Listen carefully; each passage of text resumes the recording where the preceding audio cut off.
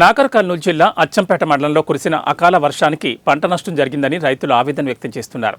ఈ నేపథ్యంలో పంట చేతికొచ్చే సమయానికి అకాల వర్షాలు పడడంతో పగిలిన పత్తి నీరు గారిపోయిందని, వివిధ రకాల తెగుళ్లు సోకాయని ప్రభుత్వం తమను ఆదుకోవాలని కోరుతున్నారు.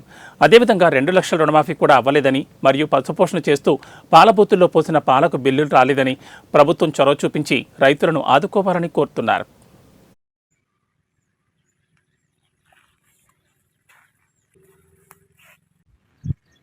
అచ్చంపేట మండలం మంత్రాల చిన్నయ్య, నా పేరు సాయినగర్ కాలనీ. నేను వ్యవసాయదారుని. ఇలా పంట నష్టం జరుగుతుంది. ఈ అకాల కాలం వర్షాల వల్ల పంట చేతికొచ్చే నష్టం జరిగిపోయింది. పంట ఇప్పుడు తీసుకునే పత్తి వల్ల ఇగో ఇలాంటి కాయలు ఇట్లా పోతున్నాయి. ఈ పత్తి ఇట్లా ఖరాబ్ అయిపోయింది. ఇప్పుడు మాకు నష్టం జరిగింది. దీన్ని ప్రభుత్వం మమ్మల్ని ఆదుకోవాలి. ఇప్పటికి ఎవరు కూడా చూసుకుంటలేరు. ఇంకోటి ఇప్పుడు గేదెలు గవర్నమెంట్ దానికి ఏ పరిష్కారం చెప్తలేరు. దానివల్ల ఇప్పుడు గేదెలకు మేము దాన ఎడ తెచ్చి పెట్టాలి. ఇప్పుడు రైతులకు 2 లక్షల రుణమాఫీ అన్నాడు. ఆ రుణమాఫీ పైసలు కూడా ఇంతవరకు గతి లేదు. నాగర్ కర్నూలు జిల్లా అచ్చంపేట మండలం.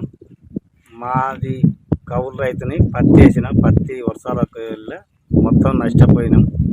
మొత్తం ఈ ఎత్తున 6 ఎకరాల పత్తి మొత్తం నీళ్ళ మునిగిపోయింది.